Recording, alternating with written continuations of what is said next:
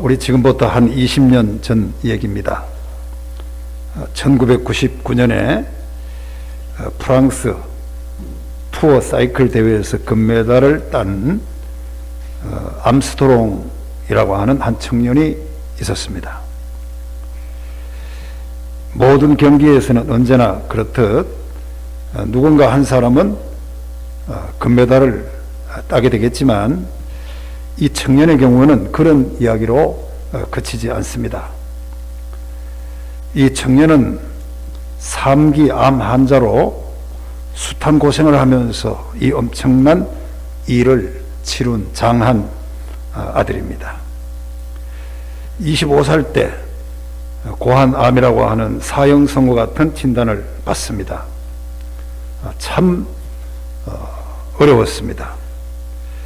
여기저기서 진통이 오고 전이가 되고 너무나도 아파서 식사도 잘 못하고 또 신문도 물론 TV도 잘 볼 수 없을 만큼 머리가 터져나가는 그런 아픔을 괴로움을 겪고 있었습니다. 그러나 그는 이 사이클 경기에 나갔습니다. 물론 나가서 성공하지를 못했습니다. 그래서 그때 실패하고 돌아온 아들에게 어머니가 이렇게 말합니다. 내 아들아, 절대로 그렇다고 포기해서는 안 된다. 그래서 그는 또 열심히 사이클 훈련을 해서 마침내 1993년 노르웨이 세계선수권 대회에서 우승을 하게 됩니다. 그래서 노르웨이 왕을 알련하는 큰 기쁨, 정말 있을 수 없는 일생일대에 왕을 만나는 기쁨을 누립니다. 그러나 그는 너무도 힘이 들어서 선수 생활을 중간에 접어두게 됩니다. 그런데 어느 날 저녁 자전거를 타고 산책을 하는데 가는 길에 환한 빛이 나타나면서 길바닥에 쓰여진 글 하나를 발견합니다. 그 글이 바로 몇 달 전에 어머니께서 해주신 그 말입니다. 절대로 포기하지 말라. 그 글귀였습니다. 그리고 그 뒤에 또 보니까 이어서 글이 있는데 장애를 기회로 바꾸는 사람이 되라라는 글이 있었습니다. 장애를 기회로 바꾸는 사람이 되라 하는 그 규절이 이 청년에게는 감동을 주어서 모든 그 마음에 풀어졌던 마음이 다시 힘을 얻고 일어났습니다. 그래서 열심히 자전거를 탔습니다. 그리고 드디어 1999년 프랑스 대회에서 금메달을 또 따게 됩니다. 그는 많은 사람들로 하여금 큰 갈채를 받습니다. 모든 지상신문에 대서특필 보도를 하고 세계 곳곳에 사람들이 감동하고 그를 축하해 주었습니다. 그런데 그 자신의 관심은 1등이냐 2등이냐 금메달이냐 은메달이냐가 아니었습니다. 그는 오직 하나, 암투병에서 승리했다는 하는 것과 자신과의 싸움에서 이겼다는 것과 그리고 불행과의 싸움에도 굴하지 않고 일어났다 하는 그 사실을 그는 기뻐했던 것입니다. 그러니까 그는 그만이 가지는 기쁨이 있었다 하는 거예요. 많은 사람이 1등 때문에 대서특별하고 금메달 때문에 대서특별했는데 그는 그것 때문에 기쁘지 않아요. 그러니까 다시 말하면 남이 모르는 자기 나름대로의 자기 기쁨이 있었다 하는 겁니다. 남이야 뭐라고 하든 나만이야 하는 기쁨, 나만이 누리는 그 기쁨이 가장 큰 기쁨이 아니겠는가 하는 생각을 하는 것입니다. 여러분, 이제 묻고 싶습니다. 참 기쁨이 세상에 뭘까? 우리 참 기쁨이 뭔가 하는 거예요. 금메달이 참 기쁨인가? 이 친구에게는 다른 기쁨이 있는 거예요. 여러분만이 예수 믿고 구원받고 지금 살아가는 가운데 세상 사람들이 전혀 알아주지 않아도 나 혼자만 누리고 있는 영적인 기쁨, 나 혼자만 가지고 있는, 다른 사람과는 가치관이 다른 나 혼자만 유일하게 누릴 수 있는 그 기쁨, 그 참 기쁨이 오늘 여러분에게 그게 뭐냐 하는 그런 질문입니다. 여러분, 우리는 흔히들 참 기쁨을 소유에서 찾으려고 합니다. 소유만 있으면. 정말 그렇던가요? 아마 많은 사람이 그렇지 않다고 대답합니다. 무엇이 소유만 있으면 소중한 줄 알았는데 사실은 지나고 보면 그게 나의 기쁨이 된 것은 아니었다 하는 거 자타가 공연합니다. 또한 어떤 사람들은 충족에서 기쁨을 느낍니다. 충족. 충만하면, 충족이 되면 12충족의 클라이막스라고 하면 9, 8, 6 이거는 기쁨이 없어요. 그러나 쭉 올라가서 8분응선, 9능선은 10분응선 올라가면 그 충족이 있으면 기쁨이 있다고 하는데, 여러분 그 기쁨이 정말 우리의 기쁨이겠는가 하는 거예요. 1억을 벌면 내가 참 소원이 없겠다 그런 마음을 가지고 있는데, 어느 날 하나님이 1억을 그 가정에 주면 그 가정이 정말로 1억 때문에 낙심하지 않고 평생을 기쁨으로 사는가? 아니라고 하는 것은 아마 여러분과 제가 다 공인이 자타가 할 것입니다. 그러니까 여러분, 우리가 오늘 누가 뭐라고 해도 내 안에 샘솟는 기쁨이 뭔가 하는 걸 우리는 참 기쁨으로 정리하며, 그 기쁨이 있으면 어떤 기쁨이 없어도 그 기쁨으로 우리는 나갈 수 있고 생명수를 마시고 믿음으로 승리하게 될 줄로 믿습니다. 성경을 읽어보면 참 재미있는 그 흥미로운 것들이 많아요. 이 성경의 기쁨에 대해서 여러 가지 흥미있는 이야기가 있는데, 첫째는 농부의 추수가 기쁘다는 거예요. 그러니까 농부의 추수의 기쁨을 대표적 기쁨으로 성경은 말합니다. 여러분, 한여름 동안 땀 흘려 일하고 가을에 추수물을 거두는 기쁨은 한없는 기쁨이에요. 성경은 그게 대표적인 기쁨이라고 생각해요. 그러니까 땀 흘려 얻는 결과를 놓고 감사하고, 땀 흘려 얻는 결과를 놓고 기뻐하고, 그 순간에 기뻐하는 그 기쁨이 최고의 기쁨이라는 거예요. 여러분, 그렇지 않습니까? 그러니까 농부의 추수의 기쁨, 대표적인 기쁨입니다. 여러분, 다음 주에 우리 추수감사 예배고, 우리가 정말 어렵게 살았지만 그래 1년을 되돌아보며 수고한 게 많고 기도한 게 많습니다. 하나님이 열매 주신 것도 많습니다. 그 추수의 기쁨이 여러분의 기쁨이 되기를 바라겠어요. 이게 성경의 대표적인 기쁨이에요. 놀고 있다가 기뻐하는 게 아니에요.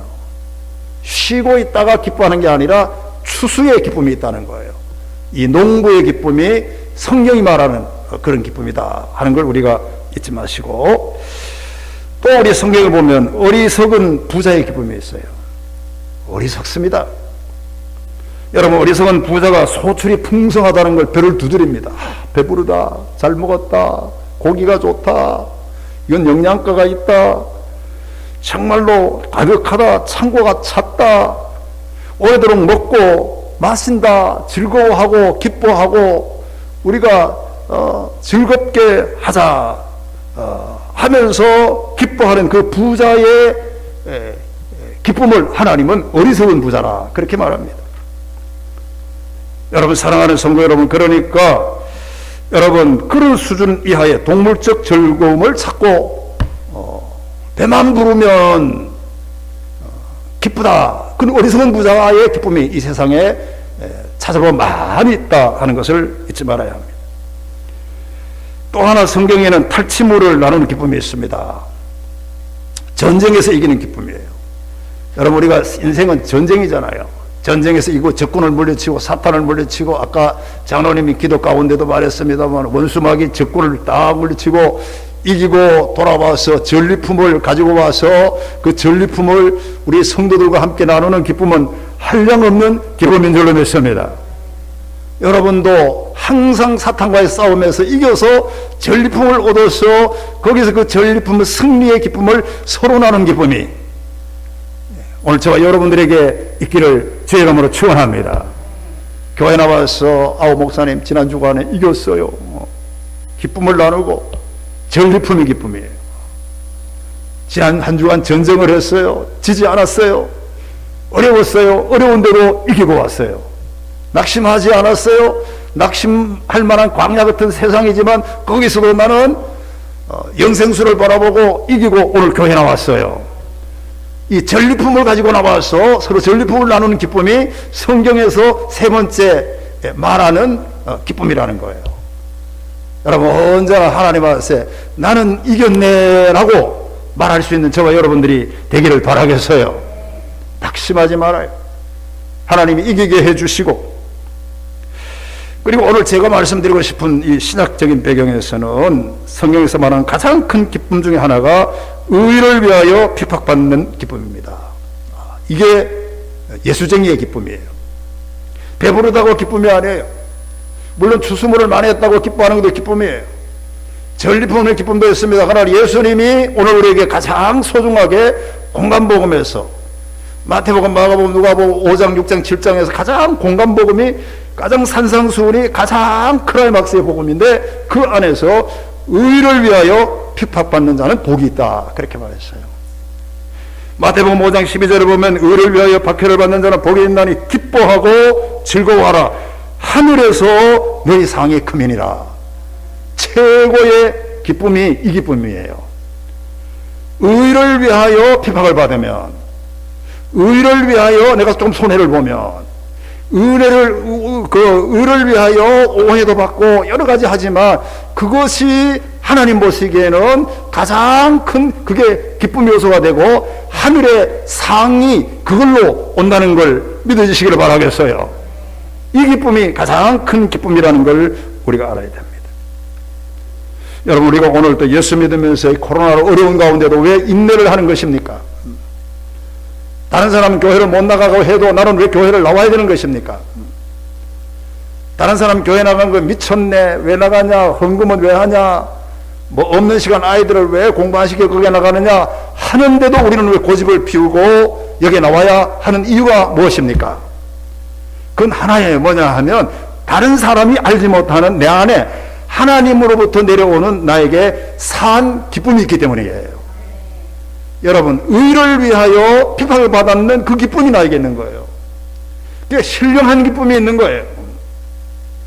짜장면 한 그릇 먹고 기쁜 육의 기쁨보다도 그 짜장면 한 그릇 먹고 기뻐하는 그 육의 기쁨에 이루 말할 수 없는 수천 배의 기쁨이 하늘로서 내려오는 신령한 기쁨인 줄로 믿습니다. 그 기쁨이 나에게 있기 때문에 꾸역꾸역 교회를 나오는 거예요. 세상에 왜 그 길을 갑니까? 이 추운데. 그래도 교회를 가야 하고 말이에요. 그래도 설교를 들어와야 마음이 편하고 기도해야 마음이 편안하고. 그게 뭐냐 하면 신령한 기쁨이 다른 사람이 모르는 내가 혼자만이 누리는 하나님과 나와의 1대1로 누려서 하나님이 주시는 상급의 그 신령한 기쁨이 나에게 있기 때문에 오늘 이렇게 여러분 인내하고 승리하는 줄로 믿습니다. 최고의 큰 기쁨이에요. 그래서 예수님 다시 말한 의를 위하여 핍박을 받는 게 최고의 기쁨이다. 그 기쁨을 할 때 하늘의 상급이 있을 거라 이렇게 얘기하는 말씀이 오늘 여기에 있습니다. 그런데 오늘 본문에 보면 또 다른 기쁨을 하나 예수님이 더 얘기합니다. 그게 보세요. 70명을 보냈다고 그랬어요. 여러분 예수님의 제자는 물론 예수님이 광의적으로 보면 다 예수님의 제자입니다만은 협의적으로 보면 12제자가 있고 70명의 제자가 있어요. 아마 70명의 제자는 전도대인 것 같아요. 그러니까 12명의 제자는 예수님의 사도예요. 사도. 우리가 여러분 이 사도신경을 고백하잖아요. 사도들이 고백한 그 사도들이 예수님의 12제자고 또 70명의 전도대가 있어요. 그 전도대가 있는데 그 70명을 파송합니다. 했는데 오늘 본문에 보니까 그들이 예수님에게 안수받고 능력받고 나가가지고 그 와서 첫째 전도를 해보니까 너무너무 재미가 나는 거예요. 서로 놓고 안수하니까 중풍병자가 나버려요. 귀신 보고 귀신이 오는데 귀신 보고 나가라 하니까 귀신이 나잡아져요. 이게 얼마나 여러분 능력이 있고 기쁘겠어요. 얼마나 좋아요. 그런데 이 보고를 예수님에게 하시는 말씀이 오늘 이거예요. 오늘 이 말씀 20절에 한번 보겠습니다. 20절에 보면 예수님이 이렇게 말합니다. 20절 다 같이 시작. 그러나 귀신이 너희에게 항복하는 것으로 기뻐하지 말고 너희 이름이 하늘에서 기록된 것으로 기뻐하라. 두 가지를 말씀합니다. 예수님이 그 보고를 할 때 귀신이 항복하는 것으로 기뻐하지 말라는 거예요. 이게 주님이 주신 우리 기독교가 말하는 진리 중에 진리예요. 불교에서는 이런 진리를 말할 수가 없어요. 귀신이 너희에게 항복하는 것으로 기뻐하지 말라. 그러니까 이 말은 귀신이 항복하는 것이 안 기쁘다는 게 아니에요. 그게 기쁘잖아요. 장 목사가 여러분 암병 나갈지어다 하면 암이 뚝 떨어지면 장 목사가 기쁠까요? 안 기쁠까요? 아니 빨리 말해봐. 얼마나 기쁘겠어요. 잠을 못 자요. 이게 기쁨이, 놀라운 기쁨이, 예수님이 이게 모르는 게 아니에요. 얼마나 큰 기쁨이 여러분 있겠습니까? 그런데 그걸로 기뻐하지 말라는 것은 그것만으로 기쁨의 극치를 누리면 안 된다는 거예요. 여러분 믿어지시면 아멘. 다시 말하면 다른 기쁨이, 더 큰 기쁨이 있다는 거예요. 이게 예수님이 우리에게 주는 교훈이에요. 기독교의 기쁨은 귀신이 항복하는 것 때문에 기뻐하는 게 아니에요. 내가 뭐를 했는데 능력이 나타난 것 때문에 기뻐하는 게 아니에요. 목사가 목회를 했는데 5,000명을 모였다고 기뻐하는 게 아니에요. 그걸 항복하고 능력이 있다는 걸 기뻐하는 게 아니라 하는 사실을 오늘 여기서 예수님 말하는 거예요. 다른 기쁨이 있다는 거예요. 다른 기쁨. 그게 하나님이 나에게 주시는 신령한 기쁨이 있다는 거예요. 나 혼자만이 기도하고 아는 기쁨이 있다는 거예요. 여러분 이것이 오늘 주님이 우리에게 주시는 말씀이에요. 그러니까 귀신이 항복하는 것으로 너는 그 기쁨으로 극치를 이루고 그 정도로만 살지 말라는 거예요. 기도하면서 신령한 기쁨이 더 큰 게 있는데 그걸 보면서 살아가라고 하는 것이 하나님 오늘 첫째로 우리에게 주시는 교훈인 줄로 믿습니다. 여러분 제가 어떤 책을 보니까 현대인의 현대인의 가치 기준을 두 가지로, 5가지가 있는데 두 가지만 제가 요약합니다. 두 가지로 요약하면 첫째는 시장성과 유능성이에요. 그게 현대인들의 기준 가치예요. 가치 기준이 어디 있습니까? 참 여러분 우리는 이 시대를 참으로 건강하지 못하게 살아가는 거예요. 우리 모든 젊은 사람들도 부모님들도 나라도 대통령도 가치 기준을 시장성에 둡니다. 시장이 돌아가면 가치가 있다고 생각해요. 오늘 제가 일부 예배도 말했지만 시골에 여러분 농사 짓는 사람도, 저도 농사꾼이기 때문에 이게 소식을 들려오는 거 보면 옛날에는 고구마 하나를 해도 그냥 우리가 맛있게 겨울에 먹으면 얼마나 감사하고 기쁘고 그냥 그 달콤한 냄새가 얼마나 좋고 동네가 다 고구마 하나로 끝났는데 요즘은 농사 짓는 사람이 고구마를 아무리 말해도 이게 팔로가 없으면 이게 아무것도 되지도 않는다는 거예요. 다 갈아엎고 그 소중한 그 기쁨의 그 수확물을 다 갈아엎었고 옛날에 시장성이 없는 게 시장성이에요. 팔리지를 않는 거예요. 그러니까 시장 팔려야 가치 기준이 있다고 현대인들은 생각하는 거예요. 그리고 또 하나는 유능성이에요. 여러분 우리 아이들이 대학을 졸업해도 시장성이 없어요. 현장이 없는 거예요. 현장이 없는 거예요. 팔리지를 않는 거예요. 이게 사회적인 문제라고 생각합니다. 어떻게 보면 또 문제예요. 그리고 하나는 유능성이에요. 유능성. 여러분 사랑하는 우리 성도 여러분, 모든 것을 유능성에 포커스를 맞춥니다. 모든 것을 1등 하는 데만 포커스를 맞춰요. 그게 건강한 사회가 될 수 있겠어요? 절대로 그렇지 않습니다. 여러분 어쩌면 2등이 더 많고 3등이 더 많고 10등이 더 많은 세상이잖아요. 어떻게 보면 꼴찌가 더 많은 세상이 이 세상이에요. 마지막에 꼴찌가 이 세상에 많은 사람이 행복해야 1등이 행복한 거예요. 그래서 이 세상의 가치 기준을 유능성에 두는 것은 어떻게 보면 평가가 되지만 어떻게 보면 건강한 사회는 아니라 이런 생각을 드는 겁니다. 옛날에 제가 이게 생각났던 걸 적었던 기록이 하나 있습니다. 이런 기억이 납니다. 한 학생이, 지금 우리도 내일 모레 수능 시험인데 한 학생이 수능 시험을 보았어요. 그런데 자기가 생각했던 기준이 있었습니다. 이만큼 성적이 나올 거야 생각했는데 1년을 재수하고 시험을 쳤는데 자기 딴에는 열심히 했기 때문에 몇 점은 나올 거라 기대했는데 시험을 쳤는데 치고 스스로 평가를 해 보니까 작년보다 20점이 떨어진 거예요. 그러니까 이 20점이 떨어졌다고 해서 이 아이는 아직도 발표가 나지도 않았는데 그 지레짐작으로 자기 혼자 스스로 평가해서 실망을 하고 이 아이가 아파트에 투신 자살했다는 그 몇 년 전에 사건이 하나 있었습니다. 여러분, 사랑하는 여러분, 근데 여러분, 이 아이의 문제가 그 아이의 문제냐 하는 거예요. 아니라는 거예요. 이 아이의 문제는 어떻게 보면 사회의 문제고 어머니의 문제예요. 이 아이의 문제는 자식의 문제가 아니라 부모님의 문제예요. 다시 말하면 이 부모님과 이 사회는 여러분 그 아이가 여러분 아이를 질적으로 가르치지 않고 양적으로 가르치는 교육 문제가 그 아이를 그렇게 만든 거예요. 우리가 아이를 실족하게 하는 이유가 뭡니까? 질적으로 만들지 않아요. 옛날에는 우리 아이를 키워도 착하게 자라라, 교회 잘 나가라, 너 착한 사람 되라, 부모에게 효도하라, 이러면 그것으로 됐는데 지금의 물론 다 그렇다는 건 아니지만 이 사회가 그 아이들을 가르치는 교육의 초점이 뭡니까? 양적을 유능성을 요구한단 말이에요. 그 유능성을 요구하기 때문에 그게 못 따라가는 아이들이 자살을 하는 거예요. 거기 못 따라가는 아이들이 실족하고 이렇게 어려운 거예요. 그러니까 이 어려운 모든 문제의 원인은 그 아이의 문제가 아니라 이 사회가 교육성, 그러니까 유능성을 교육하는 가르침에 문제가 있다는 걸 우리가 알아야 돼요. 이해되시기를 바라겠어요. 그러니까 여러분, 이 세상의 사람들은 오직 시장성이에요. 잘 팔려야 되는 거예요. 장사도 잘 팔려야 되고, 아이도 잘 팔려야 되고, 대학 나오면 뚝딱 4년제 나오면 뚝딱 현장에 가야 되고, 교회도 여러분, 저는 목사지만 교회는 절대 시장성이 그 속성으로 나가면 안 됩니다. 교회는 절대 여러분 알아야 돼. 기업이 아니에요. 교회는 하나님이 주신 신령한 한 생명을 구하는 공동체인 줄로 믿습니다. 교회가 무슨 이게 사업처럼 막 이렇게 헌금이 넘치고 이게 하나님이 원하는 교회가 아니에요.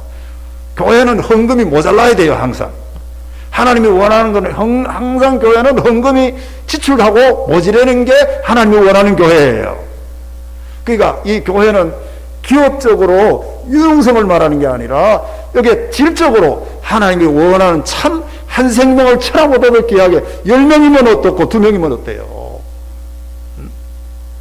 그걸 하나님의 말씀으로 가르치는 것이 하나님이 피로 값주고 산 우리 교회인 줄로 믿습니다. 이런 시각에서 여러분이 접근해야 되지, 교회는 1000명을 넘어야 된다. 누가 1000명을 넘어요? 안 됩니다. 대한민국의 교회가 1000명을 다 넘으면 교회가 어떻게 되겠어요? 지하교회 5명 교회도 있어야 되는 거예요. 하나님이 그걸 원하는 거예요. 그러므로 이 교회는 절대로 이것이 기업적으로 생각하면 안 돼요. 가난해도 수입보다도 오히려 나가는 게 더 많은 것이 하나님이 원하는. 여러분 이해되시기를 주의 이름으로 축원합니다. 그러니까 교회는 유능한 교회가 아니고 참 교회가 교회예요. 가난해도 하나님의 말씀이 있는 교회가 교회지, 유능한 교회, 5,000명이 모이고 10,000명이 모이는 교회, 이 교회가 물론 그것도 교회지만 그런 교회만 교회가 아니라는 거예요. 그러니까 항복하는 것으로 기뻐하는 게 아니에요. 크다고 기뻐하는 게 아니에요. 여러분 다른 기쁨으로 작아도 하나님의 진리로 기뻐하는 우리 한국교회가 되기를 주 이름으로 축원합니다. 그저 유능한 사람이 되라, 여기에 초점을 맞추고 있지 않습니까? 여러분 오늘 예수님이 다시 말합니다. 귀신이 나갔다고, 병자가 고쳐졌다고 그 자랑할 게 없다. 예수님이 그렇게 말합니다. 물론 여러분 예수님이 안수하고 보냈으니까 병자가 낫는 것은 당연한 거예요. 예수님은 창세기 3장 15절에 사탄의 머리를 짓밟은 사람이 예수님이에요. 예수님은 이 땅에 창세부터 사탄을 짓밟는 이 신령한 하나님의 아들이에요. 그 하나님의 아들을 우리가 현장에 보내는데, 현장에 나와서 우리가 기도하면 귀신이 나가고 그런 역사도 당연하게 나타날 줄로 믿습니다. 그걸로 서로 기뻐하는 건 당연하지만 그것이 기쁨의 최고의 목적이 돼서는 안 된다고 하는 것을 알아야 합니다. 이런 재밌는 얘기가 있더라고요. 소설에 보면, 전설에 보면 예수님에게 병 나은 사람도 그 후에 제대로 똑바로 산 사람이 거의 없더라. 이거는 전설에 보면 그래요. 소설에 그런 소설을 쓴 사람이 있어요. 근데 보세요. 어느 날 예수님이 보니까 알코올 환자가 있어요. 막 술주정해요. 막 터지고 이렇게 했어요. 그래가지고 예수님이 가만 얼굴을 보니까 몇 달 전에 한번 봤던 사람 같아요. 그래서 너는 내가 본 것 같은데 왜 알코올 중독자가 됐느냐? 그 술구장한테 물어봤더니 그 알코올 중독자가 나는 원래 절름발이었는데 예수님이 내 발을 고쳐줬어요. 그때 참 기뻤다는 거예요. 원래는 절름발이었는데 너무 기뻐가지고 걸어 다녔다는 겁니다. 그런데 내가 하도 오랫동안 절름발이 때 거지 생활을 했더니 그게 나에게 그게 근성이 됐다는 거예요. 그게 습성이 돼가지고 할 수 있는 일도 아무것도 없고 여러분 기술도 없고 다리는 고쳤지만 너무 그게 체질화 돼가지고 거지 근성이 있어가지고 일도 안 하고 이렇게 있다 자포자기해서 알코올 중독자가 됐습니다 하고 예수님에게 말하더라는 거예요. 한번 짚고 넘어갈 거예요. 또 가다 보니까 한 창녀가 있는 거예요. 창녀가. 그래서 예수님 물었어요. 너는 어떻게 창녀가 됐느냐? 이렇게 물어보니까 내가 원래 귀신 들린 이 여자였는데 예수님이 고쳐줬잖아요. 너무너무 좋았다는 거예요. 귀신에 나갔으니까 너무 그때는 고마웠는데 문제는 그 뒤에 문제예요. 뭐냐 하면 다른 사람들이 나를 귀신 들려가지고 고쳤지만 항상 다른 사람이 나를 보는 시각이 귀신 들렸던 여자라고 자꾸 생각한다는 거예요. 저 여자는 귀신 들렸던 여자야 이렇게 취급하기에 할 길이 없어서 창녀가 됐습니다. 예수님에게 보고를 그렇게 하더라고요. 네? 이건 뭐 성경은 아니지만 소설이에요. 소설. 또 하나가 있어요. 여러분 어떤 이게 조폭이 있었어요. 조폭이 있었는데 여러분 이 조폭이 예수님이 가가지고 물어봤어요. 왜 조폭이 됐느냐? 그랬더니 조폭이 예수님 뭐가 하는 말이 그때 예수님이 내 눈을 뜨게 해줬는데 너무 고마웠어요. 눈을 탁 떴다는 거예요. 근데 눈을 뜨게 해준 거는 고마운데 눈을 뜨고 보니까 눈을 안 떴을 때는 아무것도 안 보이니까 아무 느낌이 없었는데 눈을 뜨고 보니까 이 세상이 삐뚤어졌다는 거예요. 세상에 사람 다 같이 내보다도 못한 사람이 다 많고 못 볼 것이 너무 많더라. 그래서 너무 화가 나가지고 조폭이 됐다. 이렇게 얘기했던 재미있는 그런 이야기가 있어요.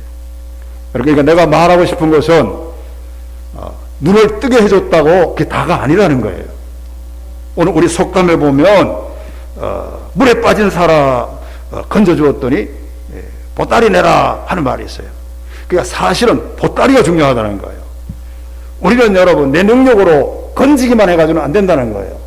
그러니까 보따리까지도 주는 것이 그 사람을 기쁘게 하는 거라는 거예요. 제가 정리를 합니다. 다시 말합니다.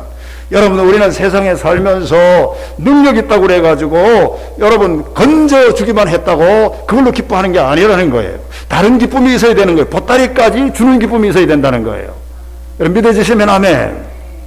그러니까 여러분 정말 우리에게 큰 기쁨이 무엇입니까? 최고의 자랑거리가 무엇입니까? 건져주는 거는 최고의 자랑거리가 될 수가 없어요. 보따리까지 주는 그 역사가 있어야 그 자랑거리가 그게 연계가 된다. 그런 얘기. 후속 조치가 이루어진다. 그런 얘기예요. 여러분, 할렐루야. 그러니까 여러분, 귀신이 항복하는 것만으로는 그 기뻐하는 게 아니라는 거예요. 능력이 있다고 그것만 기뻐해서는 안 된다 하는 사실을 우리가 알아야 됩니다. 그러면 제가 결론으로 말씀드리고 싶은 거예요. 예수님이 말하고 하는 다른 기쁨이 뭔가 오늘 성경에 보니까 너희 이름이 하늘에 기록된 것으로 기뻐하라 이렇게 말했어요. 이거 여러분 잊지 말아야 돼요. 너희의 이름이 하늘에 기록된 것으로 기뻐하라. 능력이 있다고 항복하는 것으로 부자가 됐다고 기뻐하는 게 아니라 그거는 물론 기쁘지만 그것도 있으면 좋지만 또 하나의 기쁨, 네 이름이 하늘에 이름이 기록된 것이 기쁨의 원동력이라는 거예요. 여러분 우리는 이 기쁨으로 어떤 어려움이 있어도 그 기쁨 하나로 모든 것을 이렇게 믹스해서 기쁨으로 승리하시기를 주의 이름으로 축원합니다. 그렇잖아요. 누가 모르면, 야, 나는 구원받았는데, 나는 죽어도 천국 가는데, 내 이름이 하나님 나라에 있는데, 여기에 내 이름이 하늘에 기록됐다고 하는 이 말은 하늘나라에 등록된 걸 말하는 거예요.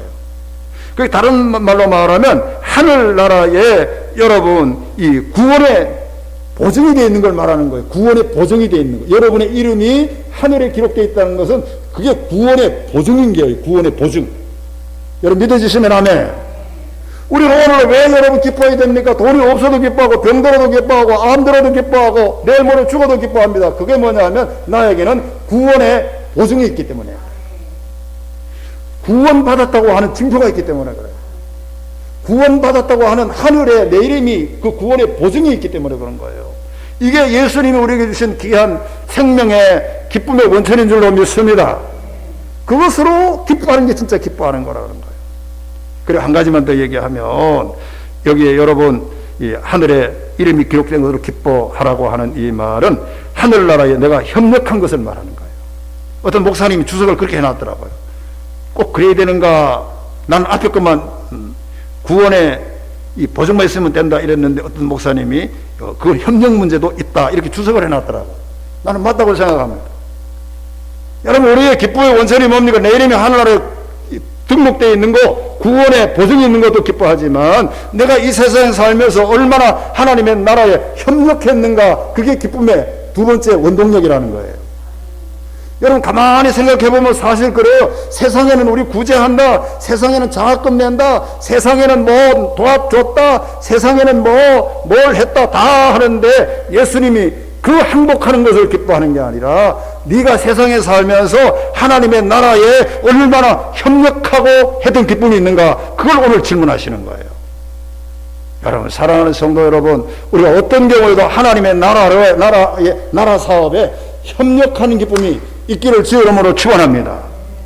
그 사업에 내가 도와준 게 있는, 협력했느냐 하는 그런 거예요. 일부 예배도 말했지만은 여러분 가수 태진아 씨가 아래 내가 유튜브를 봤어요. 유튜브를 보니까 이 사람이 모자 쓰고 내가 매일 기쁘게 그 나와서 간증을 하는데 들어보고 참 놀랐어요. 우리 가수들이 예수 다 잘 믿어요. 남진이도 장로, 내가 남진이라 그러면 안 되죠? 나이도 내보다 많은데 그런 사람이 어떻게 예수를 믿었는지 모르겠어요. 황대강 씨도 뭐 예수 믿고 말이야. 태진아 씨도 예수 믿고, 나 태진아 씨는 예수 믿는 거 이번에 처음 알았어요. 아래 그 유튜브 그 간증 들어보고. 근데 이 사람이 예수 믿는 동기와 여러분 있더라니까요. 그게 뭐냐면 자기가 어느 날 텔레비를 보고 있는데 그 텔레비 밑에 속보 하나가 뜨더라는 거예요. 그게 속보 이래가지고 붉은 글씨로 쫙 나왔는데 그 글씨 하나가 삼성 이건희 회장 별세 딱 이렇게 나왔다는 거예요. 그걸 자기가 보고 충격을 받아가지고 온몸이 나른해지더라는 거예요. 어깨가 그냥 쭉 쳐지고 자기가 그 사람을 제일 존경했다는 거예요. 근데 죽었다는 거예요. 그 어마어마한 재산을 가지고 있는데 죽었다는 거예요. 충격을 받고 거기에서 떨리는 손으로 글을 썼는데 공술의 공수거 그 노래를 작사했다는 거예요. 나가지도 않고 힘을 받아가지고 공술의 공수거 우리가 빈손으로 와가지고 빈손으로 간다 그 노래가 있어요. 저는 잘 몰라요. 간증에 그래 얘기하더라니까요.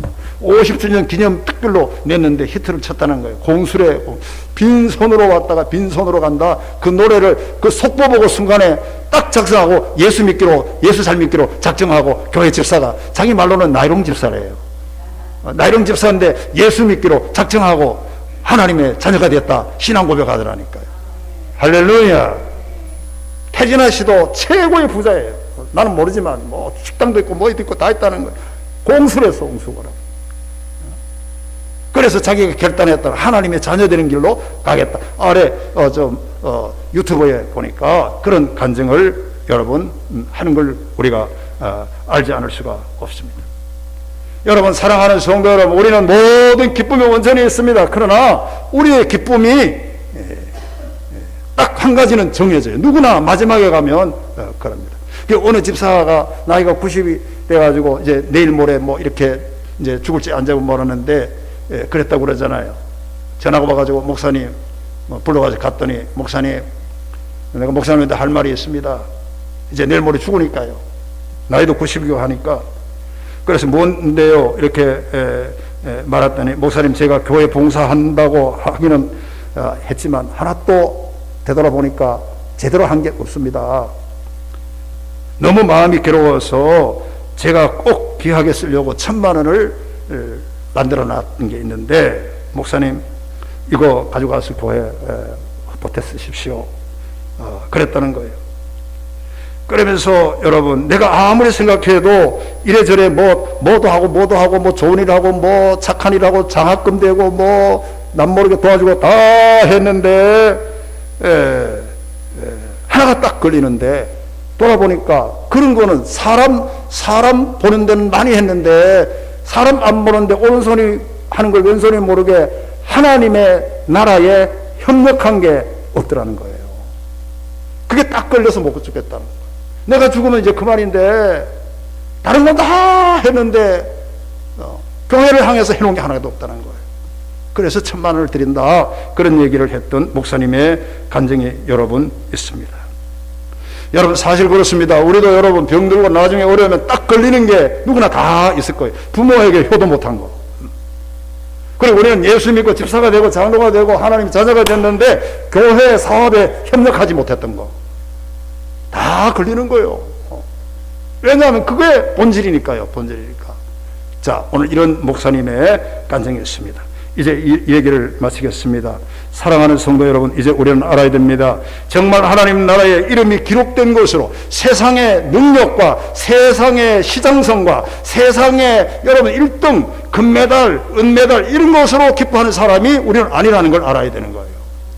그것도 우리는 기쁨의 요소가 되지만 예수님은 다른 차원의 기쁨이 있는 거예요. 구속함을 받은 거, 하늘나라의 내 이름이 기록된 거. 내가 이 강대상을 여러분 이것도 어떤 집사님이 해놓은 거 아니겠어요? 이것도 아무도 해놓으라 소리도 안 했는데 자발적으로 영원히 여기 있는 거잖아요. 교회 하나님의 나라에 내가 협력한 게 뭔가 그 기쁨이 하늘의 기쁨이고 상 받는 기쁨이요. 예수님이 그것을 말하는 말씀인 줄로 우리가 믿고 신령한 기쁨이 오늘 저와 여러분들에게 가득 차기를 주의 이름으로 축원합니다. 기도하겠습니다.